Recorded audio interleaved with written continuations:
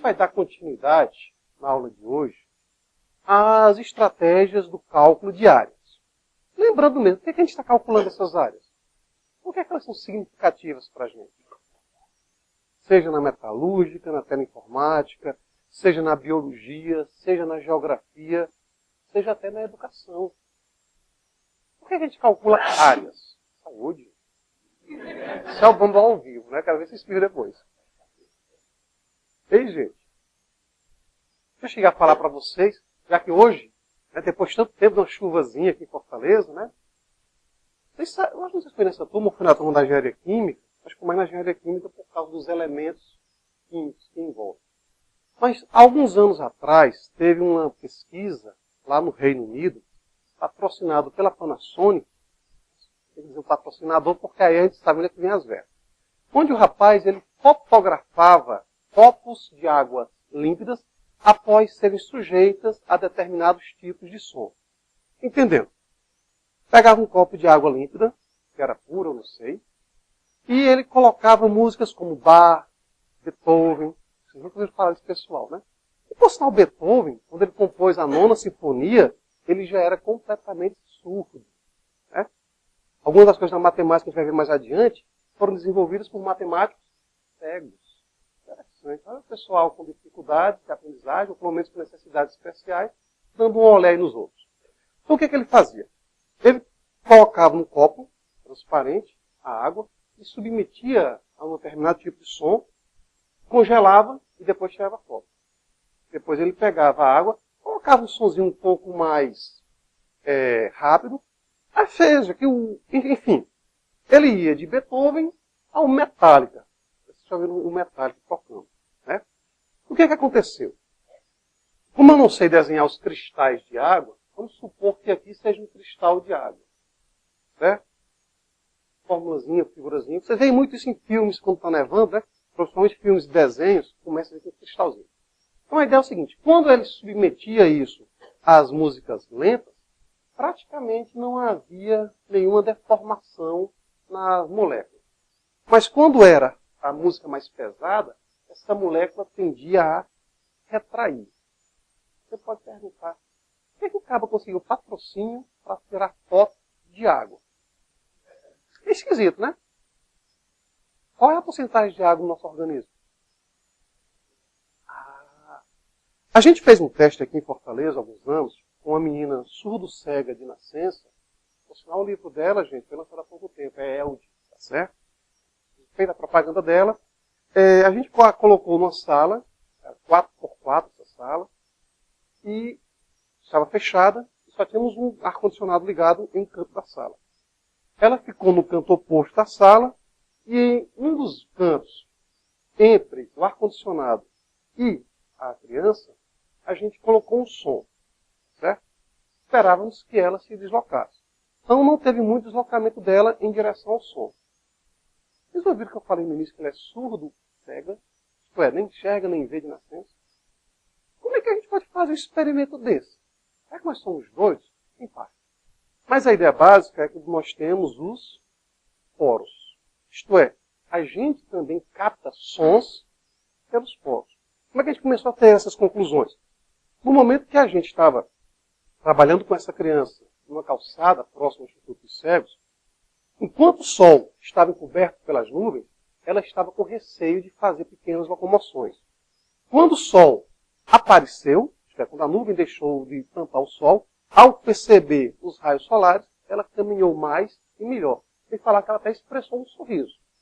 Então, ou seja, ela está captando alguma informação pela pele dela, pelos poros dela. Então a gente simplesmente deslocou o som para um outro lado e deslocou a criança para ficar contra o ar-condicionado. Isto é, no primeiro momento o ar-condicionado estava ligado a ela. No segundo momento o ar-condicionado não ficou diretamente ligado nela. Então, com o som, ela começou a se deslocar em direção ao som. Escutando? Não, a partir das vibrações pelos poros. Agora vamos falar sobre isso daqui. Quais são os efeitos de ambientes super barulhentos na nossa aprendizagem, mesmo que você esteja com fone de ouvido?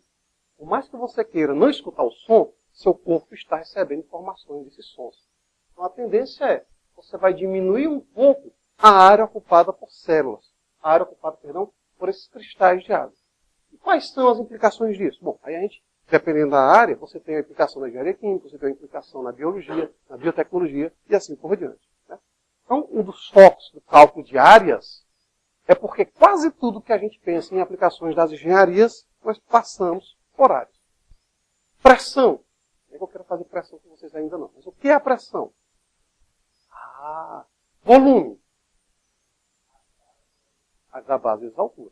Se for figuras com pontas, né, fica um terço da área da base pela altura. Então, daí o nosso interesse no cálculo de áreas.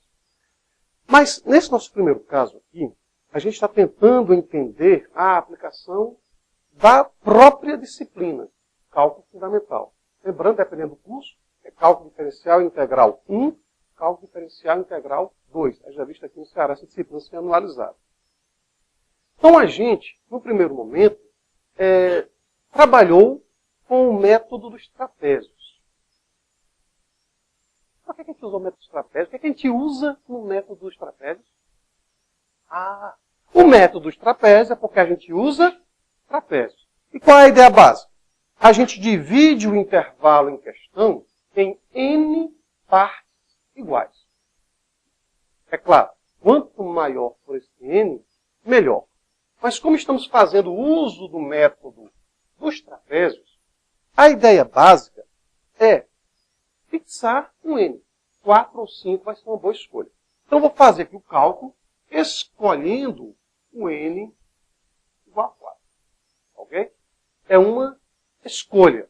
É claro que quanto maior, melhor. No refino, é que a gente deixa o n e depois vai falar que ele é muito grande. Então, para n igual a 4, é uma escolha. Pode ser 5? Pode. Pode ser 23? Pode. Mas saber se você vai ter coragem de fazer essas contas na mão com n23. Mas se você estiver usando software, fica à vontade. Tá certo? Isso aqui dá para a gente desenvolver no Excel. Você pode perguntar, por que a gente não apresenta isso para vocês no Excel? Porque o nosso foco é o raciocínio. O nosso foco é a maior das ferramentas que Deus nos deu. O nosso cérebro. É mais o coração, mas aí eu estou nos detalhes. Então a gente escolheu o n igual a 4. Escolhendo n igual a 4, a gente vai pegar agora o tamanho de cada intervalo. Como é que a gente obtém o tamanho de cada intervalo? Chamado de ΔX. É o maior valor do intervalo, 2, menos o menor valor do intervalo, 1, dividido pela quantidade de intervalos. No caso, 4. Então, o nosso ΔX é igual a 4. Bom, como a gente está usando trapézios, só lembrando, qual é a ideia básica? Eu vou pegar trapézios cuja medida da altura, né? Lembrando que os trapézios aqui considerados, eles estão na vertical, então as medidas das alturas é sempre igual a ΔX. Então o primeiro intervalo vai ficar f de x0 mais f de x1 vezes ΔX sobre 2. O intervalo f de x1 mais f de x2 vezes ΔX sobre 2. Terceiro intervalo, f de x2 mais f de x3 vezes ΔX sobre 2.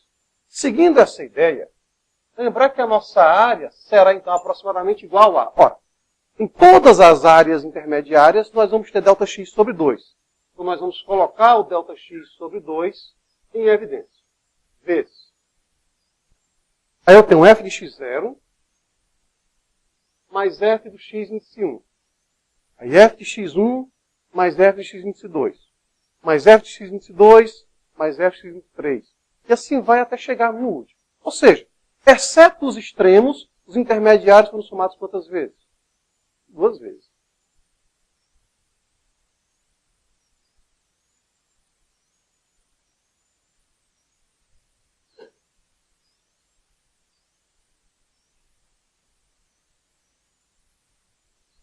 Tranquilo até aqui? Vocês estão conseguindo abrir o material que a gente postou lá no SIGA?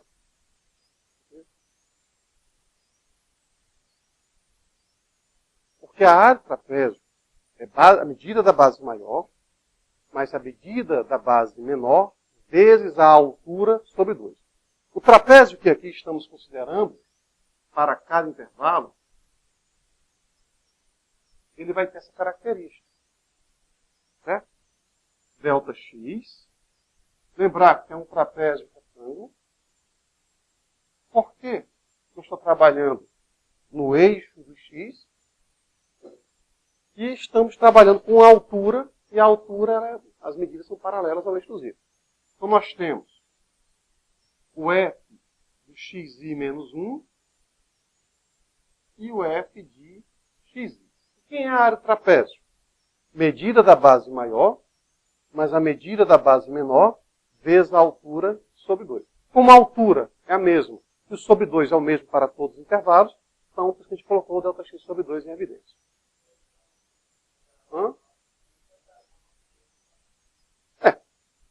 E venhamos e convenhamos, seria uma aproximação. Bom, então nós queremos trabalhar com, já que é o n igual a 4, de x índice 0 até o x índice 4. E vamos aplicar a função nesses valores. Está faltando algum cálculo? X índice 0, lembrando, é o nosso 1. X índice 4 é o nosso 2. Está faltando alguém? Eu quero calcular o f de x índice 0, quero calcular o f de x índice 4, mas também quero calcular duas vezes f de x índice 1, quero calcular duas vezes o f de x índice 2. Quem são esses valores?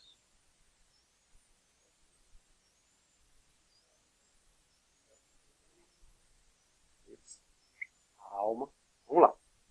Sabemos quem é o x índice 0. Que é ele? É o nosso número 1. Se dividimos em n partes iguais, é porque de x0 acrescido de ΔX, chegamos no x1. Então quem é x1? x0 mais ΔX. Quem é o x índice 2? Ora, x índice 2, ele é partindo de x índice 1, acrescido de ΔX. Então o x índice 2 é o x índice 1 mais ΔX, ou x0 mais 2ΔX. X índice 3.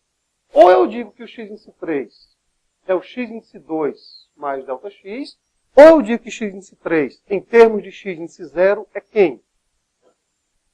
X índice 0 mais 3ΔX. E o x índice 4, ora, pois, x índice 4 é o número 2. Não tem muito o que fazer, não. Então, quem são os intermediários? Então, x1 vai ser 1 mais ΔX, e quem é ΔX? 1/4 ou 0,25.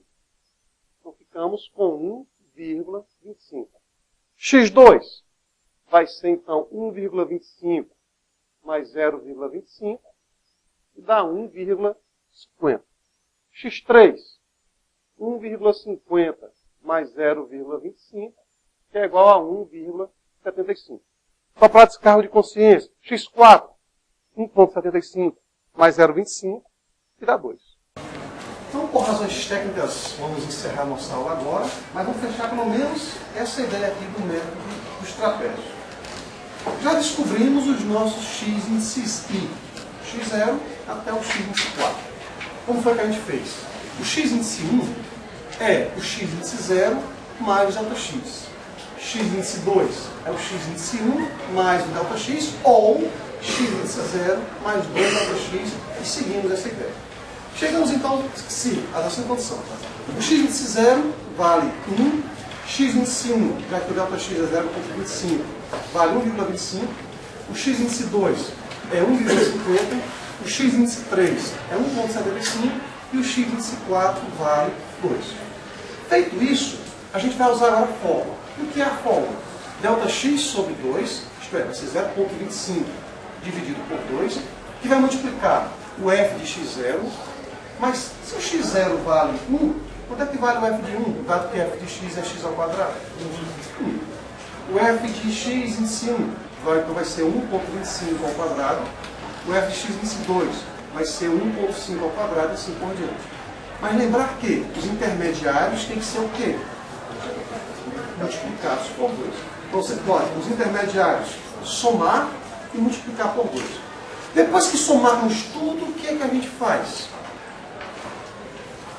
Depois que somarmos tudo, o que é que a gente faz? vai multiplicar por Δx sobre 2, que no nosso caso é 0,125. Como está dando para a gente visualizar, o valor exato, qual que é essa palavra exato, entre aspas, né? Porque a gente vai começar a perceber que a matemática não é tão exata assim, ela tem que ser bem contextualizada para ser exata. Então o método do Rufino, que vai fornecer em breve o método exato para a gente vai perceber que essa área ela vai ser 8 terços menos 1/3, que dá 7 terços. Tá certo? A área dessa integral, a área dessa região, ela vale 7 terços. Então 7 terços dá o quê? 7 terços é 6 mais 1 terço, 2,33. Então o que a gente espera é 2,33. Já fez as contas? Não, não, não. 2,34? Dá uma aproximação.